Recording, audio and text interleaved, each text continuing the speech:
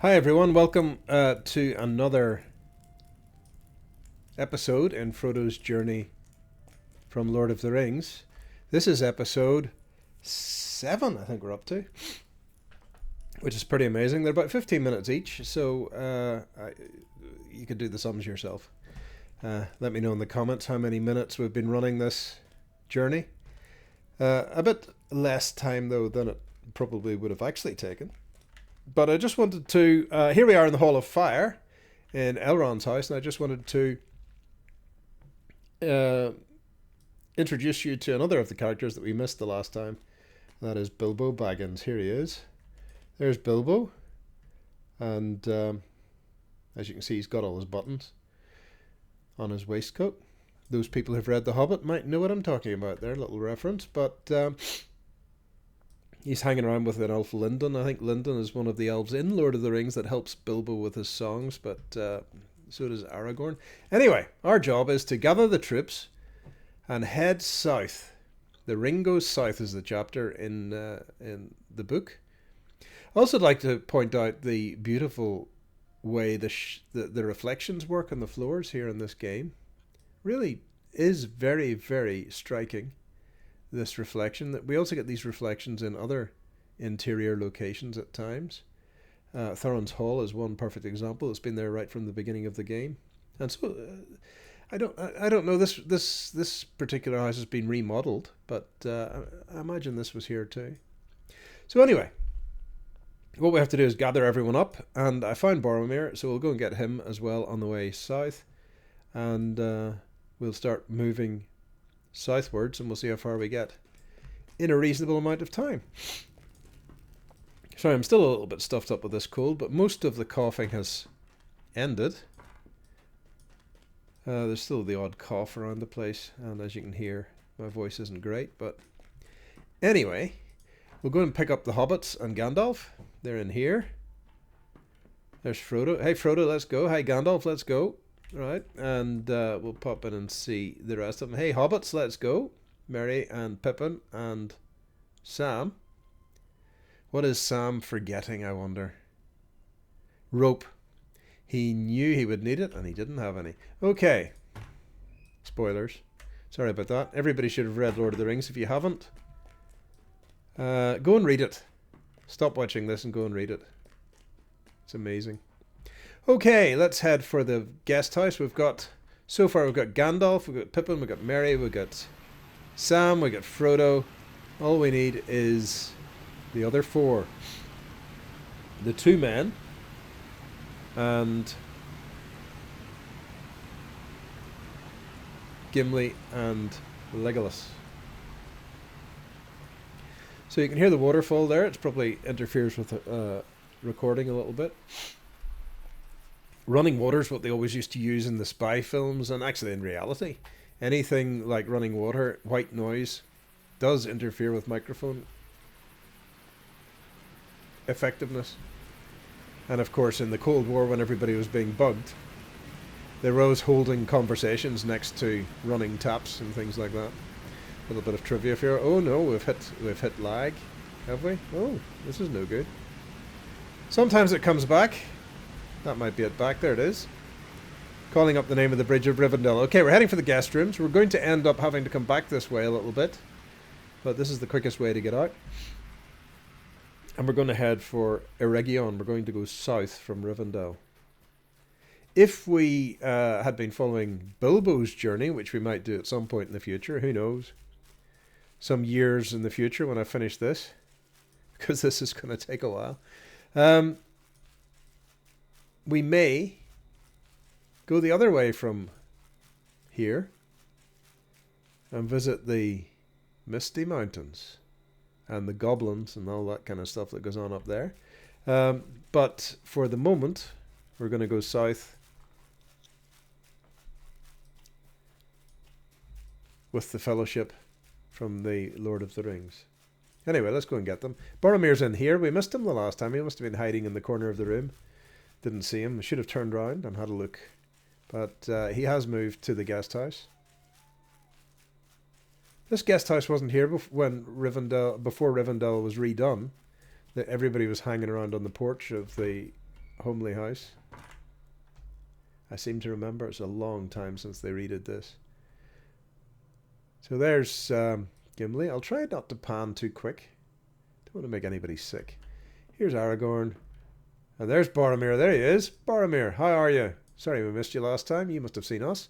Aragorn, Boromir, Legolas and Gimli. Let's go. Right, so we're going to head up the hill and out of Rivendell. The scouts have reported the Black Riders are nowhere to be found, and the way looks clear for the ring to leave Rivendell. So we have to climb up this hill again and basically backtrack the journey that we've just done to get here. But we'll not do too much looking around. And since we're doing that, I just want to talk a little bit about YouTube. I have a channel on YouTube. I've had it for years and years and years, and I've never really thought about it. I just put videos up when I felt like it, and I put up videos on that channel because it was the easiest place to put videos when I was teaching from home during COVID. And so it's an absolute mess of things on it. And I think now that I've just decided to do this for a while, I've been having my followers get messages about my new postings, and many of my followers aren't really interested in Lord of the Rings Online, or my rambling, or watching me run a very long-winded journey from one end of Middle-earth to the other. And it may be that nobody is, but I'm quite enjoying it. So what I've realized is that in order to keep everybody happy, I'm going to have to create a few more YouTube channels and move educational stuff to another place, and maybe some other things that I'm interested in. The bottom line is I'm interested in far too many things. That's my problem. And I'm so interested in pretty much everything that goes on. So yes, I threw everything in here, but that's not the way the YouTube algorithm works, and it's not. So if I'm going to post more educational stuff, and I do want to, because I have students who need as much assistance as I can possibly give them. So, and of course, anything I put on YouTube should benefit others in the same boat. So I'm going to move all my education stuff eventually to another channel. And if you're a follower of that education stuff and you don't like these videos, you've probably stopped watching it already, so it's pointless even saying this. But thanks for your patience, and maybe you'll find my new channel once I've got it up and established. Maybe some of those old videos I made during COVID are a bit ordinary anyway. We had real trouble with... I got locked down in COVID to teach from home, and of course that had all its issues, and it was difficult for some of the students. But the biggest issue for me was I didn't have an internet connection worth talking about. I was on a terrible internet connection at the time because my home address wasn't being recognized by the company that connects up all the houses. OpenReach, they're called. And so as a result, I did my best. I had to go into the school occasionally to upload stuff to YouTube so that students could get it. But what I couldn't do was I couldn't teach live, so I had to make videos and pass them on to the students by email and upload them. Uploading can just take overnight, so but live connections were impossible. Not that, I have to say, not that many of the students wanted a live connection at the time anyway. I think they were in a different routine at home during the COVID epidemic, and it was difficult for them to follow any kind of timetable. So yes, it wasn't easy all round. In fact, funnily enough, I found the whole business of COVID very, very difficult. It's not what I signed up for, really, and it's not what any teacher signed up for. That's the point, of course. We all is that where I want to go? Let's have a look up here. We all struggled badly, I think. I mean, if I was able to self-motivate and run a business from home or do my work from home, I would never have become a teacher. because I would be doing business at home and making loads of money. But I can't do that. And when COVID came along, I found it incredibly difficult to motivate myself. I find that I'm driven by the fact that the kids are there waiting every day for me to come and teach them. That's what gets me in the morning. That's what gets me up in the morning. And that's what drives me.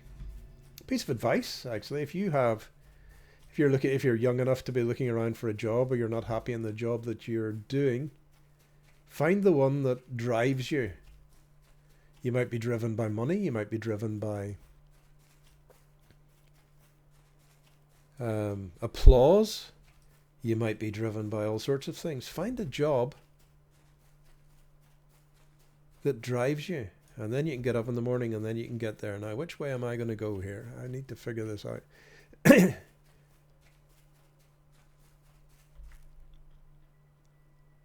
This may not... Is this the right way? Let's just get the map up. We're going to have a look. I think I'm here. But I want to get out of here towards Eregion. I think I can go that way. Let's try it and see. We may be lost again. There's one of those things. The scholars' materials, or mats as they call them in this game, are very, very hard to get hold of in the early part of the game. So you start off as a scholar. It's tough. Oh, there's some trolls. Exciting. This path should lead me through to Eregion, but I'm not sure if it will. Let's find out. It's a different way to go, and I don't want to have to go back. I think it will. Giant Valley, that's the one. And this little area is actually very good for collecting materials if you're a scholar, or if you're any kind of... there's dwarf iron. So if you're any kind of crafter... I'm just trying to see if we're locked in here. No, is that a way out? It's not a way out. This way is closed, is it? Looks like there's a path through, is there? Am I going the right way? Let's see. No, that's blocked. You definitely can come through here. You definitely used to be able to come through here to Eregion. But I'm not seeing it. Oh, platinum. Almost worth picking up. This is a good place to come and collect stuff, though, if you've got a high enough level character and you need these artisan materials. There's another way out of this valley, so we'll try it.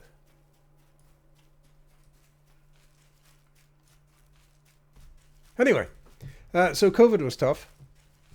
And while I'm running around in the trees here and trying to find my way out of here, it's...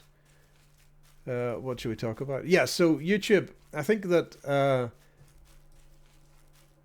I'm going to have to create some more channels, and I've been mucking around with various things like how to make educational videos on a slightly more professional level. Oh, we've got lag again.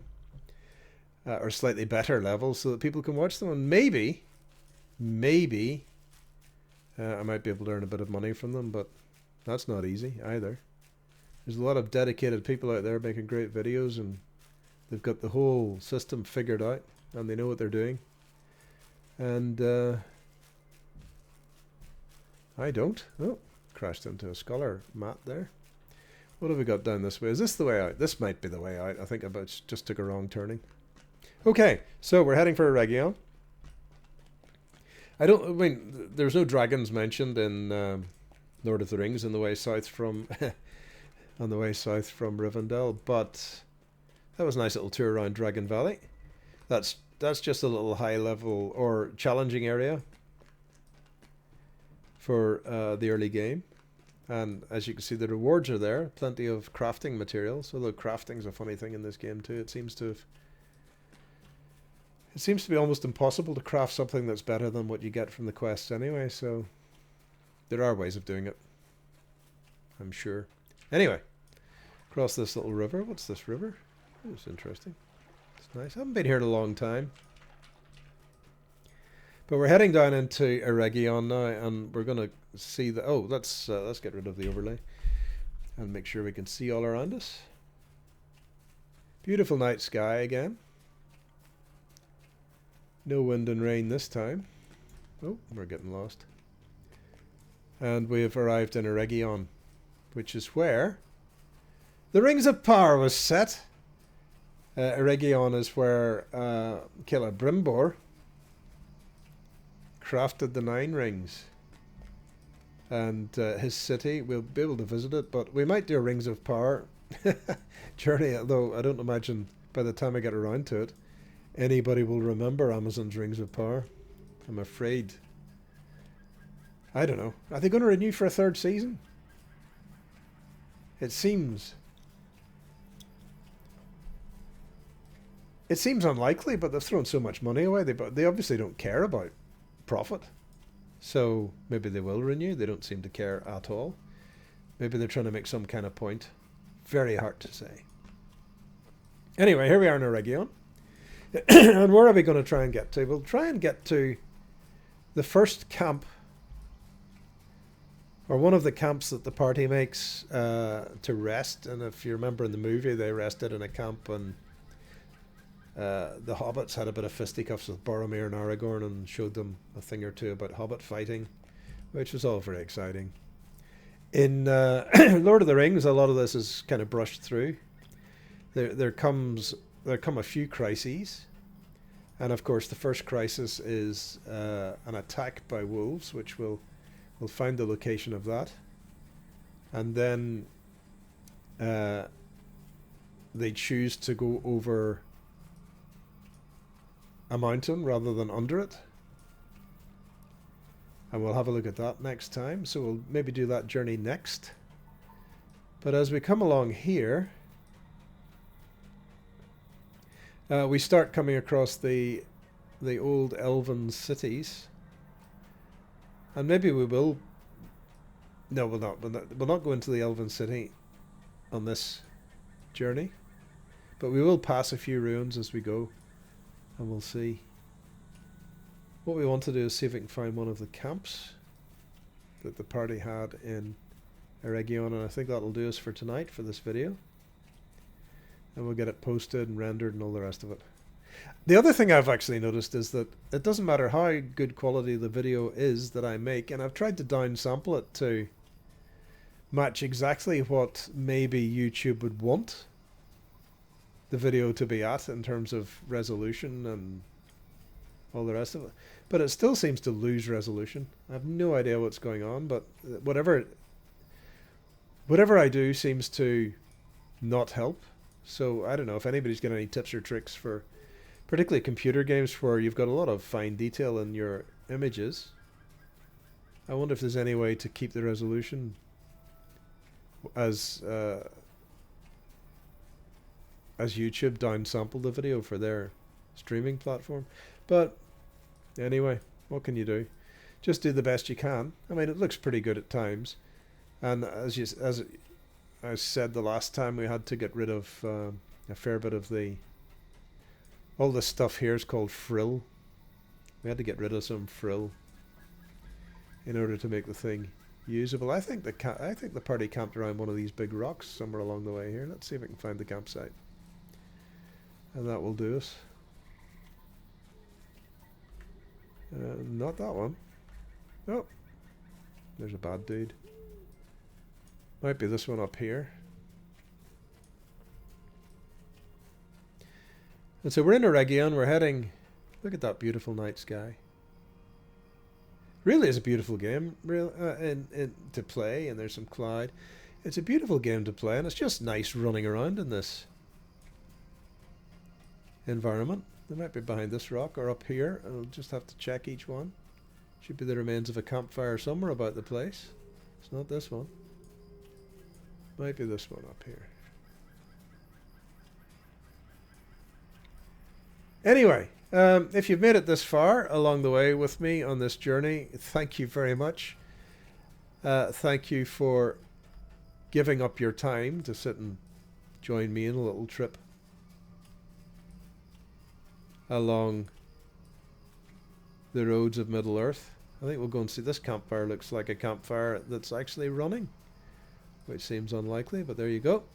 And that'll do us. Let's say that this is where the Fellowship had a campsite. Seems unlikely, but that'll do. It's a good enough place to stop for tonight. Anyway, thank you so much for coming along with me on the journey. I don't know if there's anybody still with me from the beginning. In some ways, it doesn't matter. I mean, in the end, I'm just trying to pass the time, and I enjoy it. So there we go. Beautiful night sky, and with that, there's the holly of Holland. Holly berries and holly bush. Holly trees, and here are the mountains coming up that we have to cross at some point. Well, as I said, thank you very much for listening, and I'll see you the next time.